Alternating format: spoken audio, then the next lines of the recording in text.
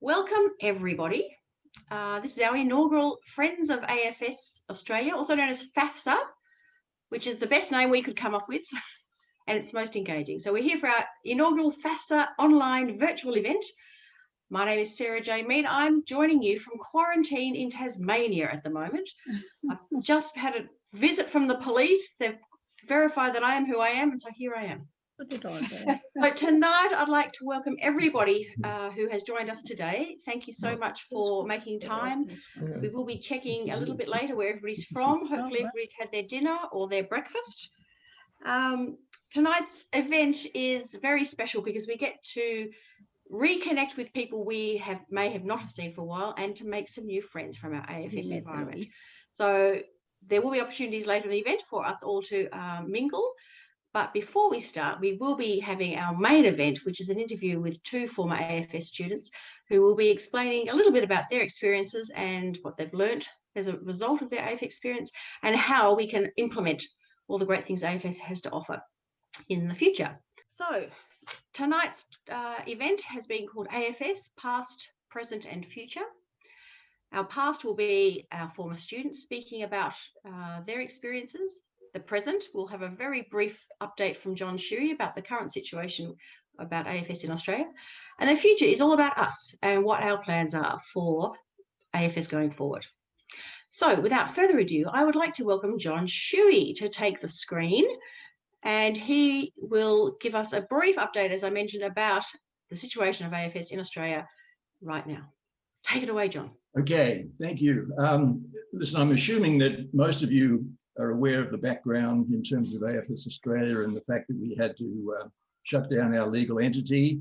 But I'm also aware there are probably completely new people here. So just very quickly, in July, the directors, and I acknowledge David's present, David Wilmot, as chairman of the board. But in July, it was very clear to AFS Australia that we needed to go into administration. We had liquidity issues and the outlook was looking pretty dramatic because of the COVID situation, not only affecting Australia, but also affecting the international network.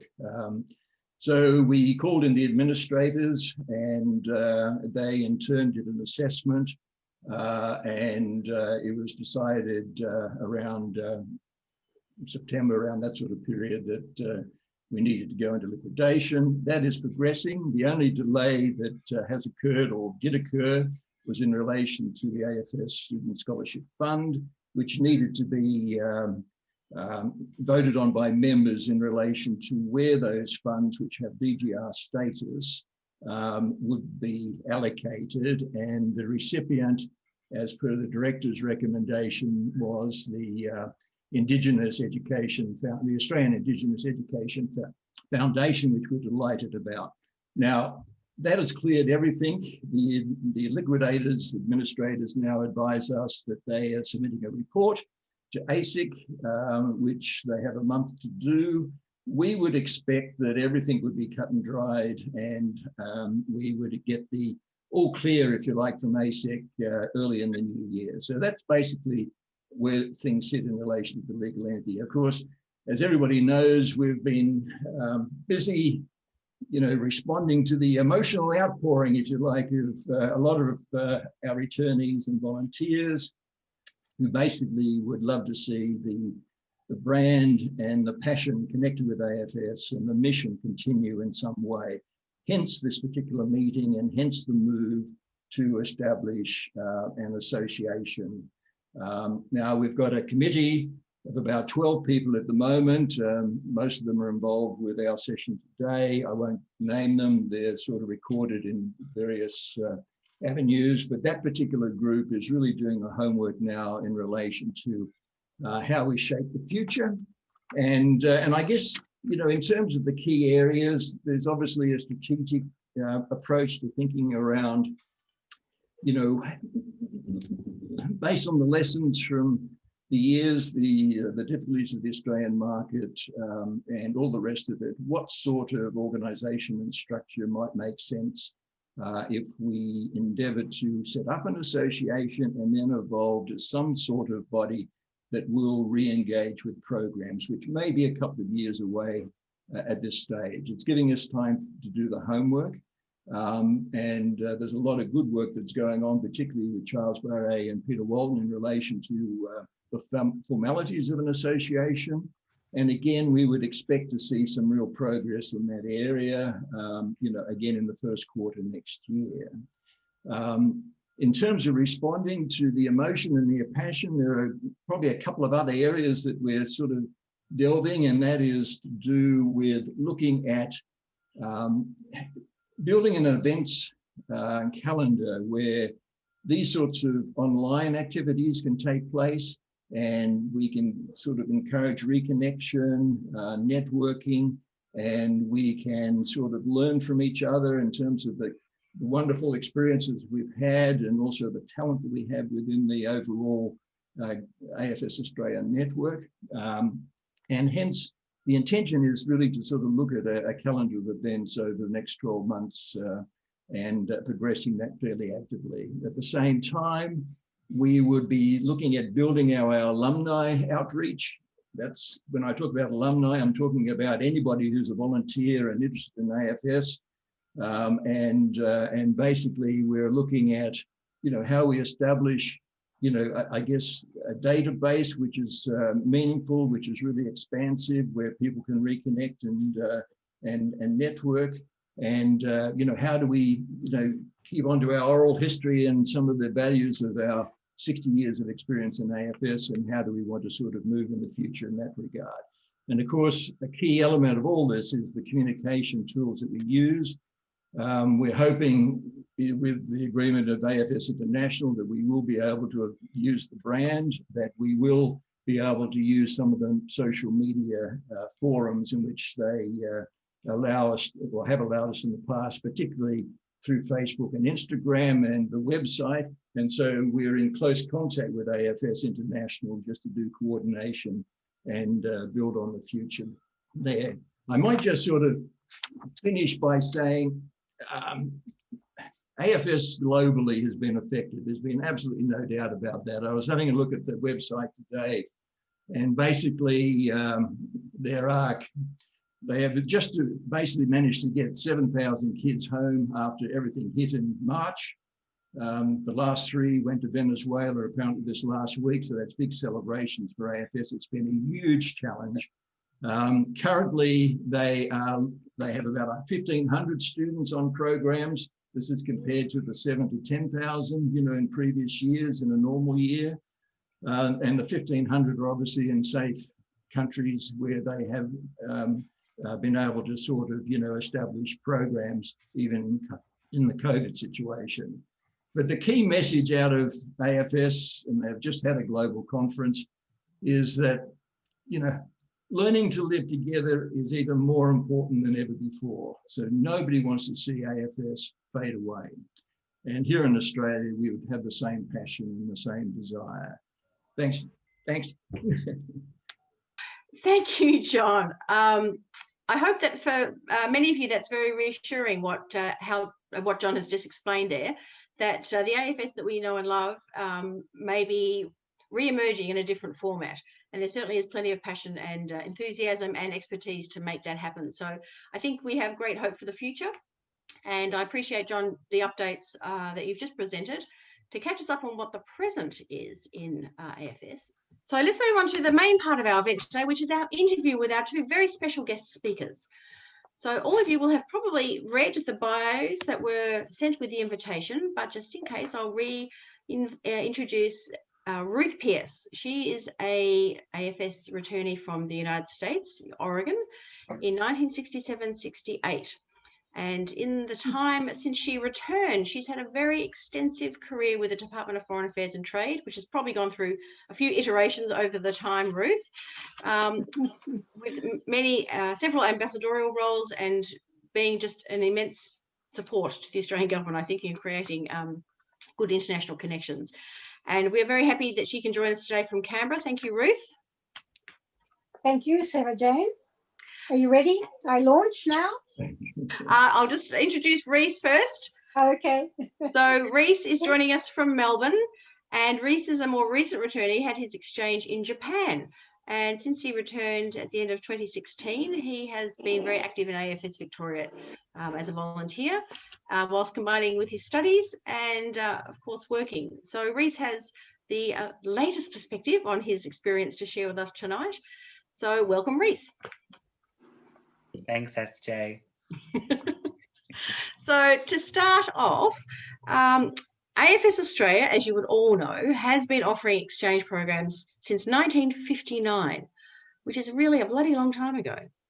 But the experience has changed over the years. So we're going to hear from Ruth and Reece today about their experience, and then we can reflect also on the experience that we had so that we can share that universality of our experience, but also the special things that were unique to us. So first of all, Ruth, I believe that you knew at the age of 5 that you wanted to be a diplomat. And I wonder if at the age of 15, this was part of the motivation for you applying to be an AFS exchange student. And if so, do you think you had specific skills or personality traits that encouraged you and motivated you to apply to be an exchange student? Wow, what a question. Thank you, Sarah Jane. Thank you. Just before I give you a little history, Reece, my Gen Zer partner, was not born in 1967. Reece, were you? So me, a Gen Elders, we bring a pretty huge AFS story for you all, but hopefully it will continue.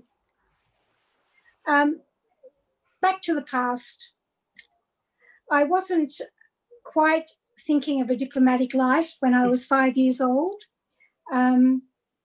Diplomacy was an unknown word in my wonderful Australian bush upbringing.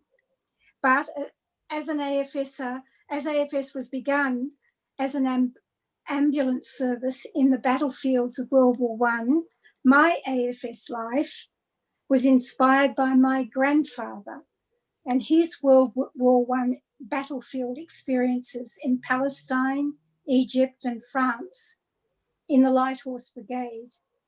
Growing up, Grandpa, I sat on his lap almost every night, and he told me endless stories about his experience, but he didn't speak about the war itself, but he spoke of all the people and the cultures that he got to know being in the war. And he really expressed not only the differences, but shared feelings and concerns. In a war environment, he needed and wanted to be positive and curious. He always used to tell us about his French girlfriend, Mademoiselle from Armentières. It took us quite a while to appreciate his creativity. But so I grew up, I believe, with a vibrant worldly focus in Witchy-proof in the Mallee, and the wonderful AFS opportunity fitted this upbringing perfectly.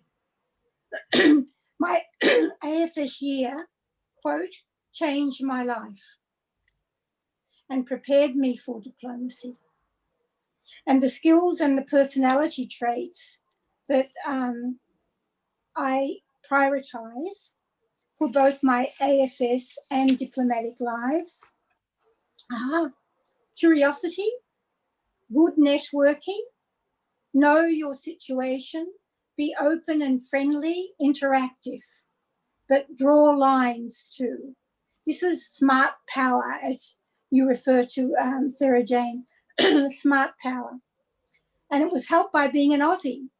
Americans loved our friendliness, our openness, our curiosity, as did my AFS friends from across the world, and as I experienced over and over in my diplomatic life. Diplomacy out there in the real world, not in embassies, in palaces, in public service headquarters. Soft, smart power is out in the real world. And I'm so lucky that on my first day as a diplomat in Bangladesh, my High Commissioner called me into his office, gave me a list of issues that he wanted me to prioritise, said, Don't want to see you in the office, Ruth. Get out into the real world. And that is how my AFS life continued. Oh, that's fantastic, Ruth. Hearing you talk about your grandfather and the fact that the environment that you grew up in was so outward looking, probably makes me think that your parents didn't object to you applying at age 15 to travel halfway across the world. No, not at all, Sarah Jane. My family was as excited as me about my possible AFS life. It was Excellent. a perfect way to fill the gap between school and university. But Terrific. both Mum and Dad were keen for me to realise my international life. Dad was in the RAF, based in New Guinea during the Second World War, and he flew all over Asia, which inspired a strong worldly interest. And my mum was a very active supporter of migrant programs to settle our new Australians happily into their new lives. And when all their kids grew up, they never stopped travelling the world. And my AFS parents came and stayed with Mum and Dad on several occasions, and a great friendship developed between my two lots of parents.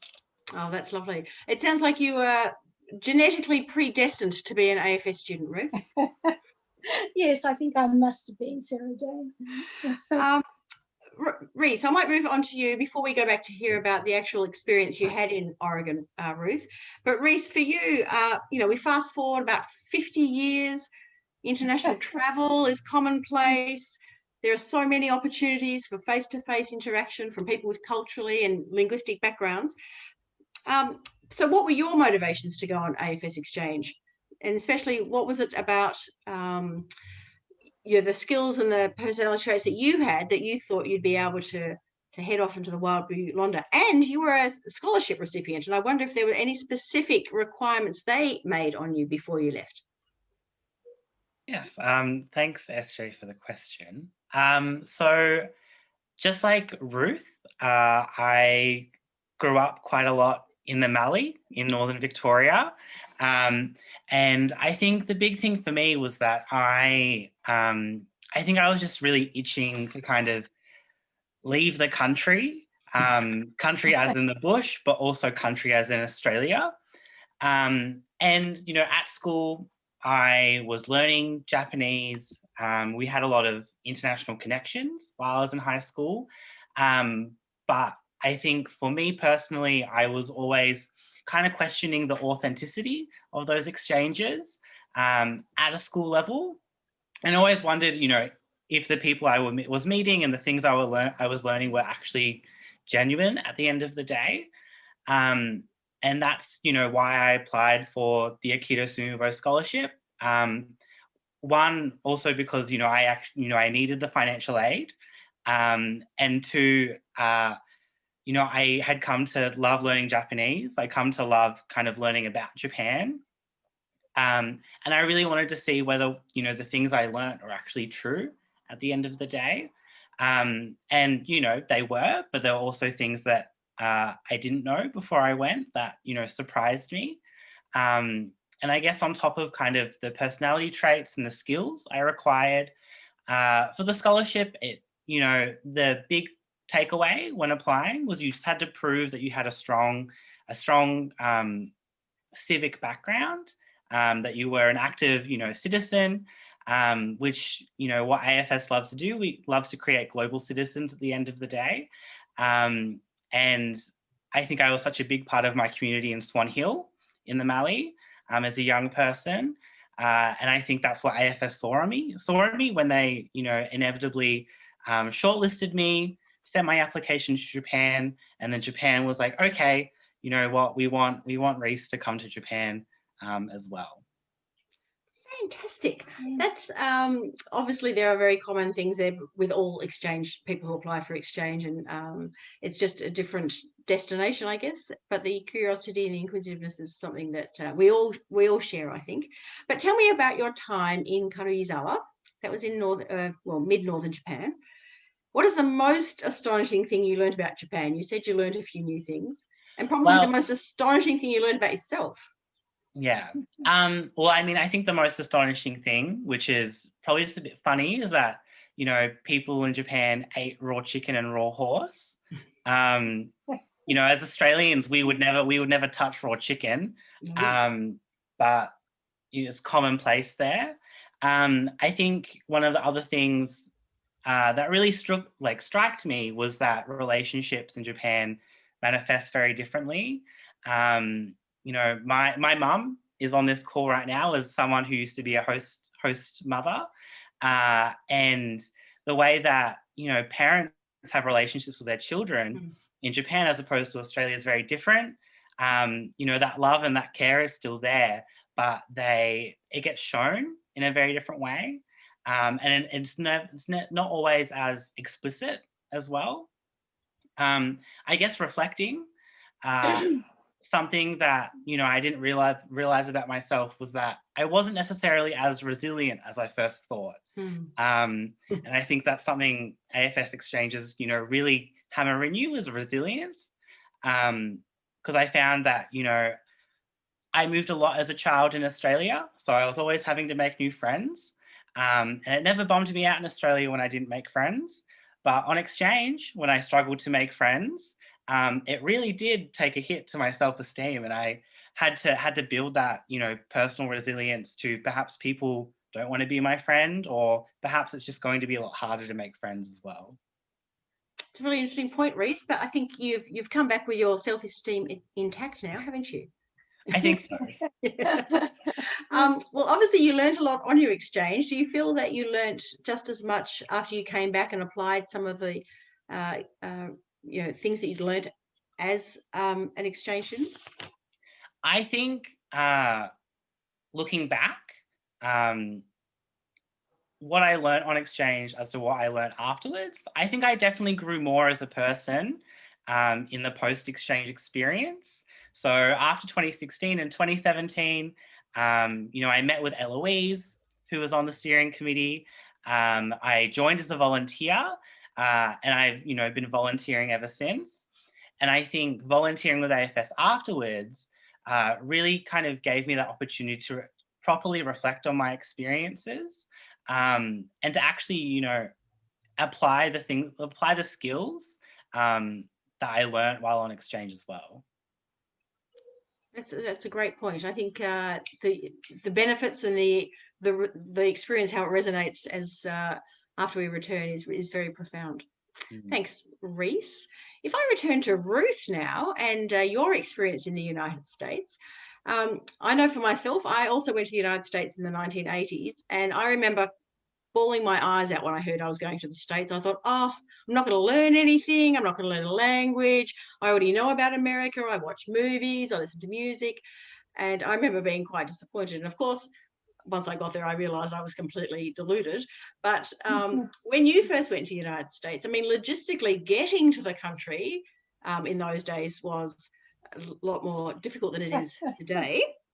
And you know, we didn't have the internet, so you couldn't, you know, stay in touch with your family. Phone calls were, you know, incredibly expensive. You know, there's lots of differences just to get over there. But I'm interested also in the experience you had at a high school in Oregon, and if there was anything that really stood out for you as you know, the most incredible thing that happened to you whilst you were on your exchange. Fine, thank you, Sarah Jane. Well, it was a long flight from Sydney to Los Angeles, nearly 2 days plus for over 100 of us. It's so difficult to imagine that, stopovers in Auckland and Hawaii, but arrived in LA and then we went by bus up to Portland, Oregon. So a long journey. And my family were there to meet me, and they were as excited as I was, and as hopeful as I was. A bit nervous about it all, but family connections, yes, letters, and 2 phone calls a year for Christmas and my birthday. But that was pretty normal when I was my first posting as a diplomat in Bangladesh in 1975. Phone letters and phone calls, and only 2 or 3 phone calls a year. But Reece was a wonderful friend, and very excited about having me. A small town, logging, timber-based, their first AFSer and probably their first ever foreigner. But they were very keen to throw me into every aspect of the town's life. So I had an extremely busy life. It was close to the Pacific Ocean and lots of tourists. But everyone was very keen to learn about Australia. You know, I'd go to give a presentation and they'd say, could you speak in Australian, please? So I had a very busy life, endless speeches, invitations, and being asked to represent Reed Sport at special events. For example, at the University of Portland's annual speech and drama tournament, yes. I won a trophy for a speech on the opinion foreigners have of the American image. So you were speaking on behalf of the entire world outside of the United States. And I was on the front page of all the Oregon newspapers for quite a while after that event. But I also want to mention my Reed Sport boyfriend, Randy Stockdale, his name was. He was the leader of Oregon's Young Democrats. And he arranged for me to meet Senator Robert Kennedy, who had just won the Oregon primary in the 1968 presidential election campaign. 1 week later, he was assassinated in California. Oh my goodness. I had lunch with Randy and Senator Kennedy together. It was a special exposure to America's complex, challenging social and political cultures we still see. And another special AFS experience for me was participation in the Douglas County AFS team. We were a team of 5 AFSers, me, Louise from New Zealand, Marisa from Argentina, Otto from Norway, and Gerardo from Costa Rica. And we enjoyed a super active program around the county. We were the superstars, promoting AFS, our countries, and expressing our interest and appreciation for our new home. The team was another AFS inspiration for my diplomatic life. And finally, a 6-week AFS bus trip across the United States, staying with families each night from Idaho to Washington, and enjoying my 20 AFS bus friends at the end of our AFS lives. So really, my 7 diplomatic lives are greatly empowered by my AFS life. Bold and daring selections of postings, and led me to a strong sense that we are all essentially the same people. You strip away all the cultural sort of ornaments and we still share the same values, the human heart and mind of our connected world. And that was what AFS delivered for me. Oh, that's terrific, Ruth. I think there's a saying that the youth is often wasted on the young. And I think you talking about, meeting Robert Kennedy and him being assassinated a week later, I mean, that's obviously a monumental historical event, and you would have appreciated that at the time. But I do recall the year that I was on exchange was also an election year, and I remember going to a rally for Walter Mondale with the first female vice president candidate, Geraldine Ferraro. Still have the banner in my parents' house, but I didn't appreciate what it was at the time. So it's taken me many years to reflect on how special and fortunate we were to have those experiences. Now, Ruth, we have received a question for you from the lovely Eloise. Did your AFS connections ever help you in your diplomatic career? And if so, in what way? By AFS connections, you mean the personal connections? Well, yes, but maybe people met who turned out to be the Prime Minister of Norway. Did Otto ever end up following his political dreams? Yes, not quite Prime Ministers, but there was a foreign minister in Asia that I met that was an AFSer. And yes, when you'd go out and you'd connect with a mayor or a businessman and you know, you'd have an AFS connection. It really provided so many opportunities to deliver diplomatically, but just understand the local systems and cultures. So yes, I can't think of any specific connections, Eloise, but there were many, and they were a wonderful asset. And we've had a comment from Anu here about the All-America AFS bus trip that wasn't happening when she was in the States. Anu, put in the chat when you were in the United States. I wonder why that was not going on. That was a critical part of the exchange. Yes. How long ago was that? I'm just going to see if Anu can put something in the chat about that. But we'll move on and we'll get back to that.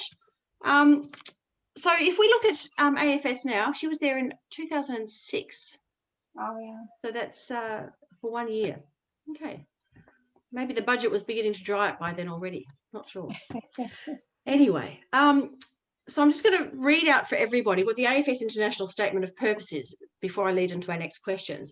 So it states that AFS provides intercultural learning opportunities to help people develop the knowledge, skills and understanding required to create a more just and peaceful world. So notwithstanding the current global pandemic, of course, it's never been easier to travel. We can engage in meaningful school and university exchanges. We can backpack across the globe. We can relocate overseas for work. But there still seems to be a need for, intrinsic global skills to help make the world more just and peaceful. So I'm wondering what those skills are now, and should we perhaps be finding a way now to apply them in our local community? Reece, do you think that the enduring principles of AFS are relevant today? And how would you like to implement the skills that you have to make the world a better place? I definitely think today, more than ever, they are incredibly important. I do think that, one may argue that we are better connected.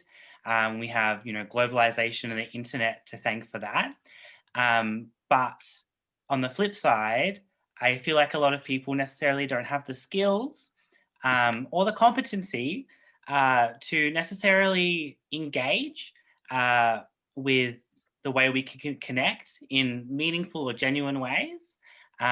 Because even though we have the internet and we can speak to people across the globe, we have to deal with a higher caliber of fake news, of misinformation, and sometimes a lot of extremism that people can really fall into.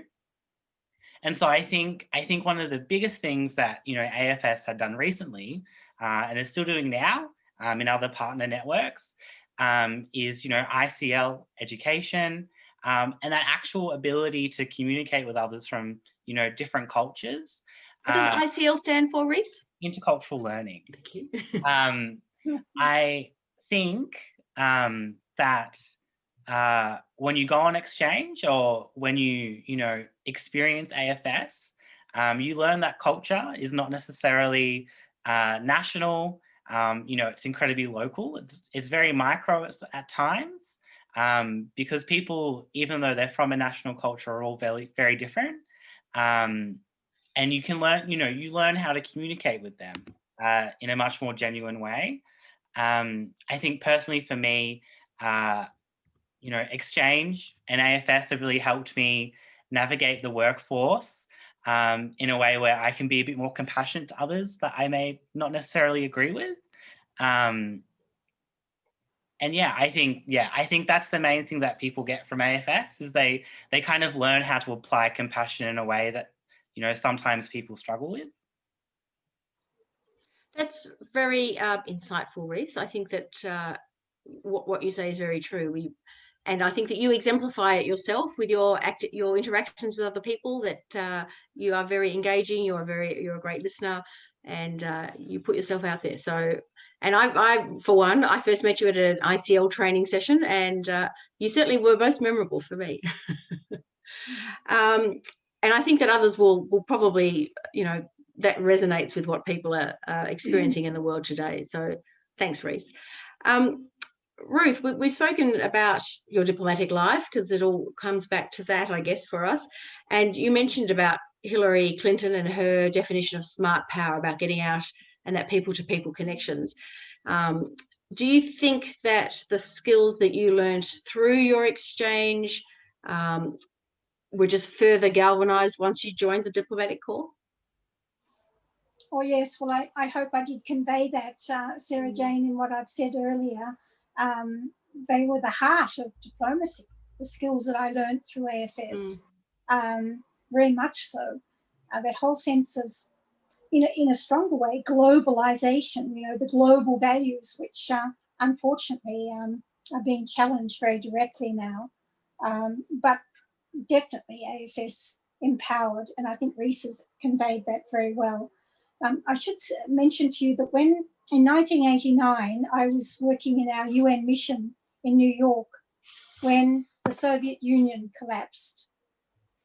And you probably all read about this, but out came the New York Times headline, "The End of History. Capitalism has won." And bold statement. And then 2 days later, another headline in the New York Times, "Beware, beware, beware." There was an article written by John Maynard Keynes, one of capitalist's most influential economists. "Beware, beware, beware. Capitalism is based on never-ending consumption, and that will be our suicide." And I think the values behind all of that, you need an AFS to confront and stand up and,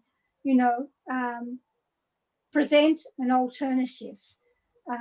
We're doing it, but I think it's really extremely urgent.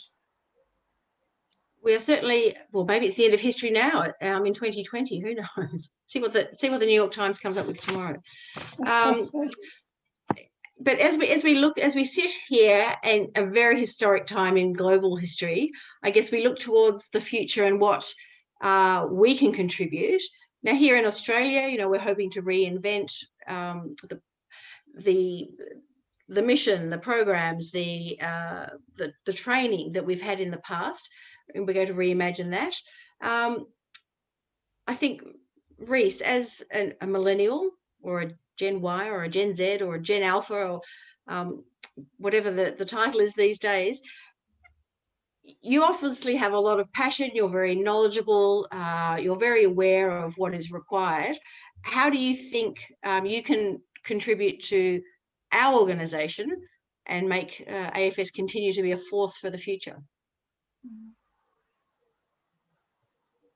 I think with AFS now that, we are looking to rebuild, we're looking to start afresh, basically. I think, the biggest way I think most volunteers now can help with spreading the AFS mission is, being strong advocates for intercultural learning, international education, as well as, using culture as a means, as a tool for, fostering peace, basically, which is, the main mission of AFS since its inception. And I think, we look at Ruth and she has gone on and done such amazing work as a diplomat, as an ambassador, as a public servant. And at the core, she, still refers and reflects on her AFS experience as an important, tool set. And so I think what we can do and what I can do as a volunteer is, be an advocate for continuing the mission of AFS through education, through, program provision if we ever get to that stage later on. But also just having a presence in Australia, I think is, far better than having no presence at all. So yeah. And I think we're in good hands with you, Reece, being part of it. So keep up the good work. But Ruth, you also have an important role to play, not just you as an individual, but the generation of AFSs who have created the legacy of AFS today.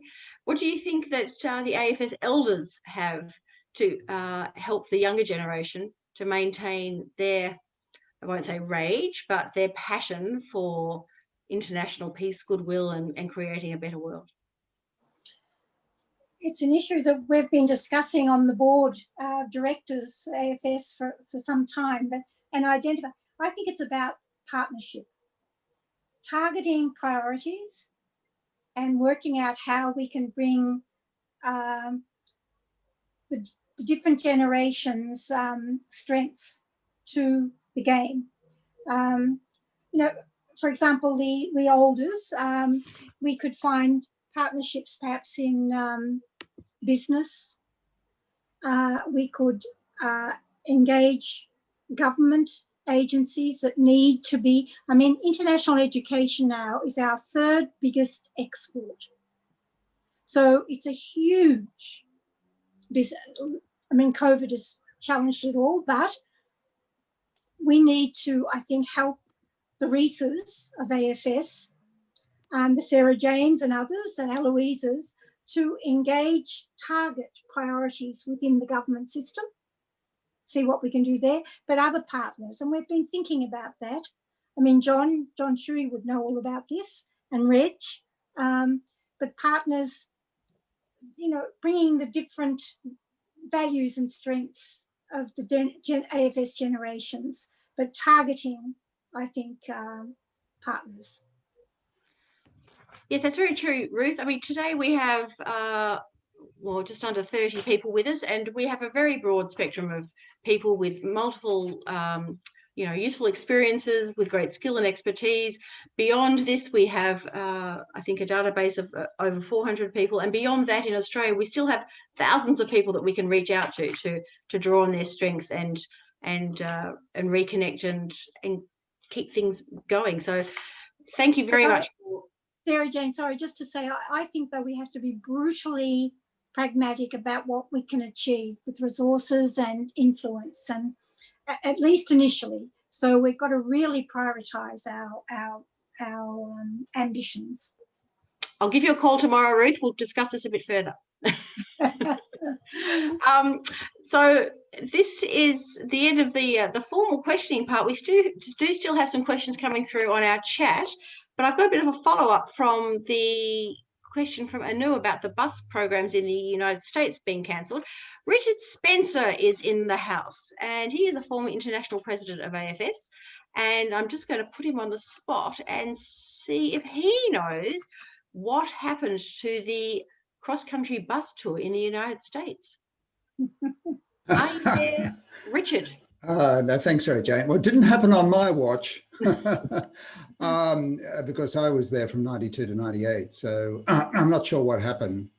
But this is a terrific conversation. And I just love the intergenerational aspect of this, because I think for many of us on this Zoom call who go back to decades, if I can put it that way, and for those of us that had the experience of being involved in some of the governance of the organisation, we had the privilege of working with a number of the life trustees who were almost unanimously former drivers from the Second World War. And they just had extraordinary wisdom.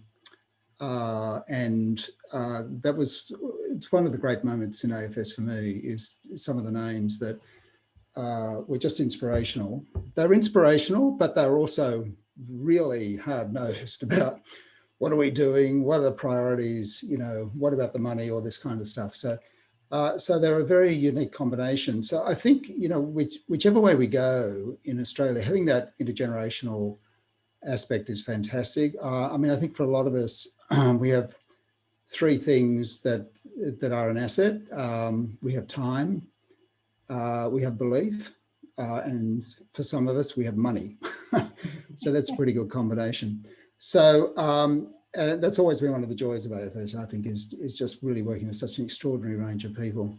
So I'm not answering your question because I'd have to pass that on to somebody else who knows more about it than I do. But the bus trips were still going when I was there. And as Ruth commented, and I think Janice, you commented it as well, they're a very special experience, and it just is amazing how many people on that bus trip are still in contact with each other and their families are. So there is that kind of hidden magic of AFS. We often will talk about numbers of people who've been on the programs, but the multiplier effect is just unbelievable. And sometimes we need to try and capture that to understand the influence that AFS has had and definitely will have in the future. Yeah, thanks. You're absolutely right. Thank you, Richard. I'm sorry to put you on the spot there.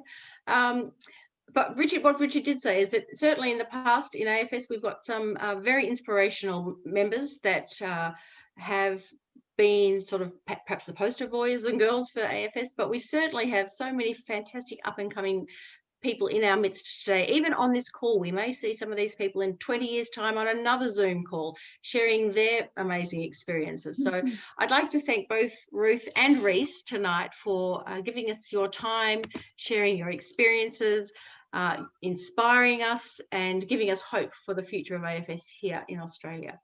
So thank you, everybody. I see David's found the reactions button. If you want to give a big round of applause to our panelists today, thank you again for being with us, and we know where you are now, so we can look forward to seeing you at the next event. Thank you. Thank you. What we're going to do now is Debbie Brumby. She's also in Tasmania, but she's up north. Debbie produces a newsletter, which many of you probably already subscribe to. So it's called essentially an AFS Australia newsletter, but it now has global reach. So I might ask Debbie just to speak a little bit about the newsletter, because this is one way in which we can all stay connected. Okay, thank you, Sarah Jane. I just happen to have a copy of this month's newsletter. One you prepared earlier. Yes, and has everybody received the copy? If you haven't, please let me know. Yes. Thank you. The idea of the newsletter is to keep everybody connected in Australia and around the world. And every month the newsletter is sent out, and we have stories from people that AFS officers around the world. We have stories from returnees, past AFS staff members, host families, anybody that was connected with AFS. I'd like to hear from them. The organising committee, we're going to be getting to know them from this month and next month, I should say. I think Reg is going to have his story in next month, and then we take a break in January, and then we start up again in February. So if you have a story you'd like to share with us all, please send it to my email address, which is going on the screen now. We finished the formal part of the evening. We will be, over the course of the next few months, developing our social media networks once we have got ourselves incorporated, so that will become a major channel of communication. But in the meantime, the database of email addresses is our main form of communication. So if you have other people that would like to hear about more of our activities, please do encourage them to contact either myself, which was the email that the invitation to this event came out on, and I can make sure that you're added to the database so that you'll be the first to know about all of our upcoming activities.